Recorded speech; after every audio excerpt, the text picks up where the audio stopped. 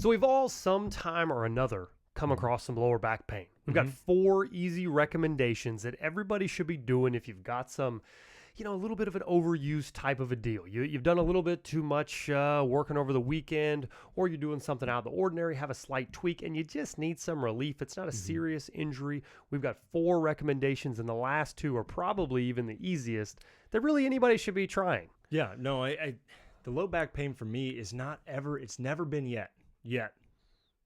Knock and all that sort of thing. Yeah, knock on some wood. Yeah, it's never yet been something that's really taken me out, but I find that it gets tight. It gets, it lowers my mobility, and I just, you just feel off. Like something's not going on good back there, and then the whole next day I'm just like nursing it. Yeah, once you get that little bit of impingement-y feel or that pinchy kind of thing going on, limits your movement, limits any fun that you can have.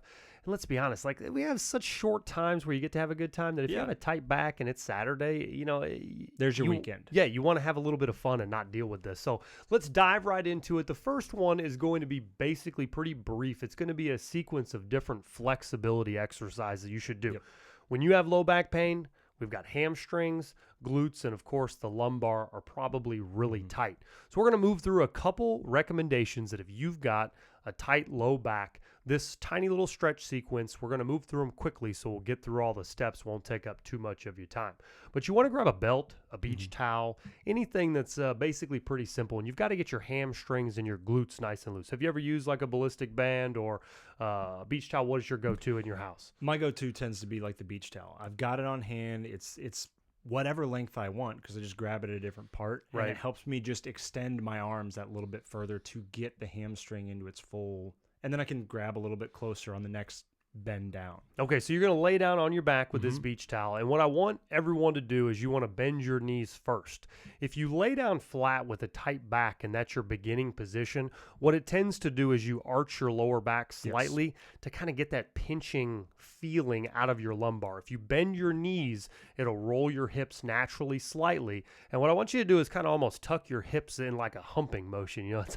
It's always a great way to recommend it. But if you could just drive the hips forward, like hips under, roll them under and around. The goal is that your lower back is laying on the mat. Like you feel mat on the lower back. Exactly. If you've got a slight little arch or you could slide anything underneath it, I don't even want a paper or a small booklet to get under there. It needs to be pressed so that you get everything in a line. And when you get that, now you're going to drop those feet down with one of your feet through the towel, band, whatever you're using. And you're going to do just a simple up and down movement. Nice and easy, and you don't get all the way to the 90 degrees yet.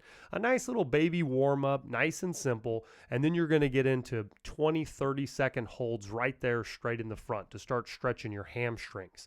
Now remember that whenever you're doing this stretch, if you're pulling it from your toe or your heel, some of that stuff's going to matter. So make sure you wrap that pressure point right around the middle. Have you ever done a stretch with it from your toe? Yeah, it ends up getting my calf involved. And then all of a sudden, I'm not getting the full hamstring stretch because I'm getting limited by my calf. And some people, too, if you do it on the ball of your foot or near the tip of your toe, you actually feel it in your knee an awful lot. It kind of loads the joint too much and causes you to hyperextend. Well, your body kind of compensates for the push that it's getting to, like it does a responsive push back. Right. That's not what we're trying to do. We're not trying to push anything. Yeah, so just simply put that, whatever you're using, right around your midfoot or even slightly more towards the heel is probably going to be just fine. 20, 30-second holds. You're going to do both of your legs just in a linear fashion up and down. Now, the next exercise, we want to actually bend the foot because we need to get our glutes as well. So you're going to bend the knee around, and we'll have some clips that you guys can watch so you get a little bit better understanding. If you're only listening to it on Spotify, there is a video version. But this is a video you probably, or a podcast you probably want to take a look at. It's roughly in this region. Right. Yeah, kind of, sort of. Yeah, right somewhere here. right in Yeah, there. somewhere in here. So what you'll do is you're going to take that and turn the knee slightly and then pull up towards your chest. And what that's going to do is turn on your glutes. And you may have to start really, really slow. Well, it's almost like you're reading a good book. You've got your leg crossed in front of you, and then you wrap the towel and just give it a little bit of a tug up. You're getting into that natural, relaxed mode, but then you're pushing it into a full stretch where you're actually, like you said, getting that glute to try and it'll fire first. As soon as you start giving it a load, it's going to fire and it'll be tough. Right. Wait. relax. Well, Take something 3 else breaths. if you're not flexible whatsoever and you've got bad knees or an inflammation in your knees already, you're probably actually going to feel this stretch in your knee. And it's not, I shouldn't say stretch, you're going to feel a little bit of discomfort. Yes. So wrap your arm around. So let's say we're doing our right leg. You have that towel wrapped around your right leg. You're pulling it up towards your chest. Take your right arm And just and bear hug, hold yeah. your thigh. And what you'll get is it'll take all that pressure out of your knee, and you'll truly actually be able to stretch your glutes. Yes. Another simple way to accomplish this is walk up to the edge of a couch, put one foot bent down in front of the couch, and then put the other one on top of that knee. Yep. And now the one on the floor, if you put that up on a couch and roll your hips up, it's a similar style stretch that's probably going to be a little bit more advanced than just the towel wrap up. Yep. But we can move on now. You know, Yeah. that's just real simple. You're going to do those 2 stretches. That'll get your glutes, your hamstrings loose, and then that'll actually let your lower back kind of relax, because those are what's pulling on it. Those are your big muscle groups that are pulling on your lower back. Right. And the most important or the best stretch I ever had, I used to run consistently for nearly a decade, these long workout, high intensity style class. Everyone remembers P90X, kind of a similar fashion. We were using our Kbands training products. Everyone was working their tails off doing these high intensity movements. And I can always remember that when you're wearing bands, doing body weight squats as fast as you can, jump up and down, burpees, we're doing all these type of high intensity. It was the thing to do, right? I mean, it was. I still like calisthenics and those sorts of movements. Like, that's my go-to. Right. And for most people, it kind of is too, if they're on a weight loss protocol. And this video might be more for them than others. But Sure. when I would do that, I would get this tightness in my low back because it'd be so many squats, so much movement, very quick. And what I found is my glutes were getting so tight that all the insertions up in my lower back or towards my hip was causing all this kind of discomfort low. Flip around, show me those glutes. Yeah, let me get up just and flip, squeeze. just Yeah, give me a glute shot. They're too tight though. What do you want from me? That's what I'm looking for. I want to see those tight glutes. That's what I'm trying to say. But anyway, so when I would be the one stretch that I started doing for everybody that had a low back, and it really seems to work, is it's kind of an odd setup. So if you're laying on your back, you bend one leg up, you flip the other leg over the top, just as you would do that glute stretch on the couch. Take your hands through the circle. Right. Okay. And then grabbing the leg that's not engaged. Right. And then you're going to keep that one straight. And if you're flexible enough or loose enough, you can basically bend up over the top, and you're almost doing, you know, that double leg lower back stretch that normally you would do. Well, this is a single leg version, but what you'll feel is your glute. Right through the glute. He's an angry pirate. Oh, yeah. He is not happy. And once again, breathe through this moment, because it will react, and your glute will tighten, and you want it to release. And an awful lot of people can't even do this exercise, and you can start getting into it on the edge of a couch or a wall or a bench, something like that, because you don't have to take the leg all the way over. Right. You can kind of just lift into it a little bit. You're going to where works for you.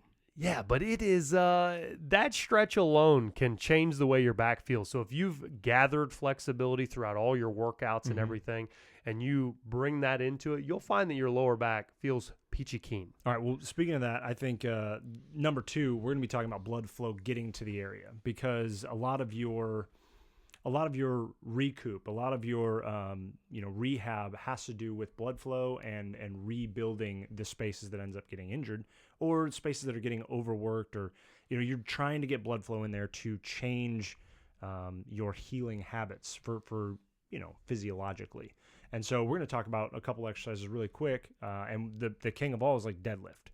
Get into a nice deadlift that is a lower weight, because we're not trying to blow up our backs. Right. Lower weight, a little bit higher rep, move some blood through the area, get it. What do you mean by higher rep? What would you recommend? What's in your neck of the woods for higher rep? It kind of depends on where. So if you're an injured person, and don't go straight to deadlift. We'll back it down from deadlift. But we're just a person that has a little bit of a tight back regularly. This is a preventative exercise. I'm going to go in the neighborhood of like 20. Like, I'm thinking pop it up there and get lower weight, 20-ish reps. Start on the front half, a little less range of motion. As you get a little bit more warmed up towards 12, 13, 14, start going through more range of motion, get a little bit deeper in it, add a little bit of weight. But overall, we're talking sore back here, so you're not really trying to load. No, I'm not trying to get a strong back. I'm trying to get blood flow moving into the back and get some healing properties in there from just the natural way your body does it. But let's roll back from deadlift. What are some options instead of deadlift if I don't know how to do it, or if I don't have a bar for weight? What are some options I can do instead of that will get me similar sorts of responses? You could do some kettlebell swings, but I would use an even lighter load just since it's swinging more. Back extensions. If you're in a gym, there's a back extension machine you can load your feet into. You'll go down and then you're going to come up. But really, ground zero would probably be the Superman. You lay on the floor. You got your hands out in front of you, your legs down. Basically, you look like Superman. Right. You'll flex up, and you don't want to get too crazy with your neck. It's not a full hyperextension. No. You want to try to keep everything loaded in line and just activate the lower back. Do a similar concept, 20 to 30 repetitions, and when you're done with that, roll up on your knees and then cut. What's that?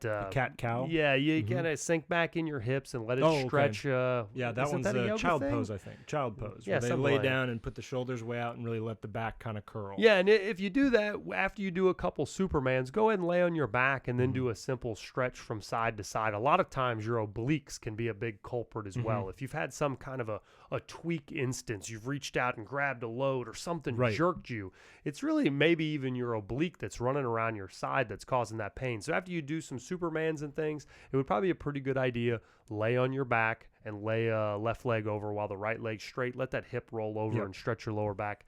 Do both sides. Then you can get right back into a Superman style exercises, up and down. 3 to 5 sets generally for any of these blood flow style exercises. How many seconds for a set? Like, how many seconds am I trying to leave them lifted? Yeah, so if I was doing Supermans and I had a sore low back and I've already kind of done my warm-up stretches for the day and I'm going to kind of do this rehab blood flow movement, I'm going to go up 1, 2, 3, and I'm going to come down. I'll go up 1, 2, 3, then I'm going to come down. And then towards the end of it, maybe around rep 15, 16, you might get into some 5 or some 6-second holds. But it just kind of just depends on what your body's going to tolerate. So we've got those going. The blood's flowing. Everything's working the way I want it to. One of the ones that I throw in there when I'm not quite ready for maybe deadlifts, or maybe I'll just start alternating. So I'm in my full Superman. I've got my hands out and everything like that. I'll alternate right hand up, left leg up, and just kind of go back and forth. And I found that fires those extensor muscles a little bit differently. And I somehow it feels better. It feels better for me. Yeah, it's kind of odd that some of these really simple exercises that you've probably seen a million times in maybe like old school posters and things. But a lot of these fundamental exercises are just all about getting things in line to stop things from pinching. Right. So get the blood flow going, do those types of things. And then we'll move on to our third section here, which is these are the two. These are the easy peasy, and they're the ones that for me have had the biggest impact. Yeah, a lot of times, some of these things, it could just be in your daily regimen. It's trying to make your body function well. But for the back, I would agree. These next two, they don't take any time and they feel real good. Real good. When you stretch your glutes with a band for the first time, it doesn't feel good. It ain't much fun. I don't like it. It kind of hurts. But when you hang, number 3, you're going to start hanging. If you don't have good grip or you're overweight, sorry. I mean, it happens. Some people, doesn't mean your back doesn't hurt. No. So in fact, could be part of why your back hurts. Right. So what you're going to do is you're going to get some weightlifting straps. I know you're not a bodybuilder. I know you may not think you need them. But I tell you what, if you want to not focus on your grip so much and you're really, truly trying to unload the spine a little bit and get some stretch, get you some weightlifting straps. You wrap them on a pull-up bar. They don't cost much. Like, it's a real low entry point. No, yeah, sure. Okay. And the same with like the pull-up bar and thing. If you don't have a pull-up bar or something to put some weight on, make sure you get something that's heavy duty. Don't get one of those door frame ones. It's just going to destroy your house eventually. I mean, you'll do some damage. Yeah, my kids have used mine, and it. How many pull-ups can you do, Uncle Trevor? And I'm like, stop swinging. None. This the house is flexing. Yeah, this is gonna break everything. So get you a sturdy, whether it be a squat rack or buy a high-end pull-up bar. If you have bad back pain, you need one. So what you'll do is you'll strap this puppy up, and you're going to do different grip angles, different days. You could do some narrow, a little bit wider, but it does feel a little different through your body. But generally, you want to start small. So you'll leave your feet on the ground. I would highly recommend you install this pull-up bar or whatever you're using, be able to stand up. If you're at the gym and it's really, really high, get a box. Sure. If you're at home and you have a choice of how high to make it, make sure that you can still stand up. Get some things underneath you. Maybe it's I like the floor personally, but not everybody is as tall as me. So if you've got some kind of a installed squat bar or a pull-up bar, I would make sure that you can still touch the floor.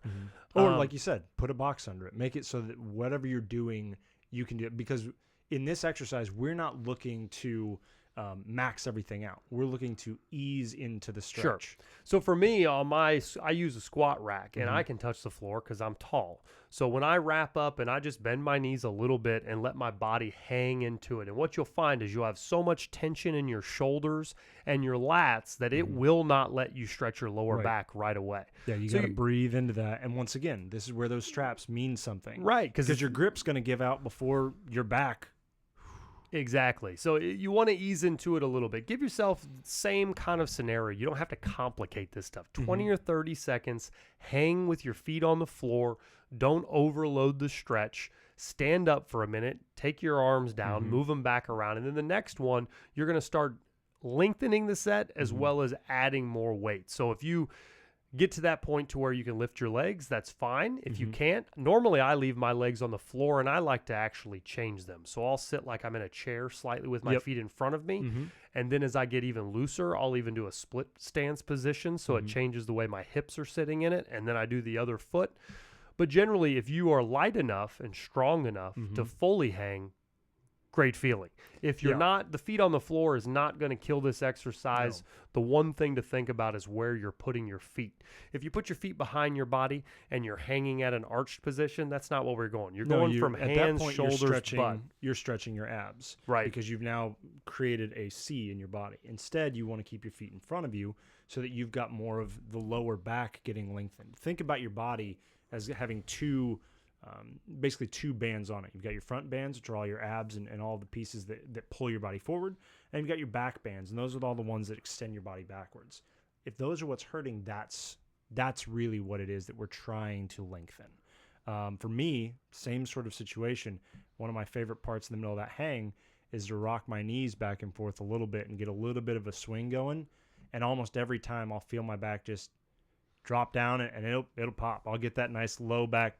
It's such a weird feeling, and doesn't it feel like you're literally being stretched by a truck? It feels fantastic. You're just slowly but surely getting taller, and everything gets longer. And then as I do that more and more regularly, I find fewer and fewer opportunities where I'm getting that tight back. Like it's like a preventative and a recovery all in the same idea. Do you have any recommendations for someone that's never done this before? What feeling they may have, what they should watch out for? I think so. There's kind of two spots, and this has to do with like I have a relatively low weight, and so I can do the hang, and I can hang feet empty. There is a unsettling moment when your lower back actually lengthens for just that second. Very true. Yeah. So breathing, like it really is, breathe through your belly, get that relaxing breath, and every let exhale. That hang. Yep. And then like kind of get into that. And then the bigger thing is when I put my feet back on the ground and come in out of it, I kind of stand back up slowly. Yeah. I reload that spine slowly. It's a great recommendation because you'll feel when you've actually gotten to that lengthening phase. As soon as you start standing up, it may feel a little odd. I'd keep your hands up there, stand up slowly, add a little bit of load at a time. And again, after you do this for a week, 2 weeks, 3 weeks, this really isn't much to it. You go throw the straps on there, you'll be in and out of the hang phase in like 2 to 3 minutes. These things that we're talking about is probably like 7 minutes in right now is what we're at. Oh, yeah. And the benefit to it also, just as far as like what's going on in your bursa and all the spaces between your bones, like you're creating extension, which is allowing blood to move, and your bones are squished all day long. The only times they stop being squished, especially those backbones, is when you're sleeping. And so like that's kind of the fourth one. We're getting the into easiest one of all. We're getting to a point where we're already naturally unsquishing those bursa. We're already getting to a point where we're letting our back relax. So let's get the most out of that moment. What's a recommendation for sleep? So number 4 is very interesting, very easy to do. All you have to do is lay down on your bed and do a similar fashion that we were doing in the first phase with the hamstrings. But you're going to go to sleep like this. Yeah, this is how I'm going to bed tonight. This is how I'm getting all comfortable. I add this in. Yeah, so if you lay on your back, bend your knees, rock your hips around, again, that humping motion, maybe your spouse or your significant other might get into that a little bit, but they won't. She They'll won't, they'll no. go to sleep. But that's beside the point. If you're laying there, unload the lower back by rocking your hips under and drive your stomach to the bed. And when you do that, you'll kind of feel, first couple of days, it's very odd. It's like, you want me to sleep like this?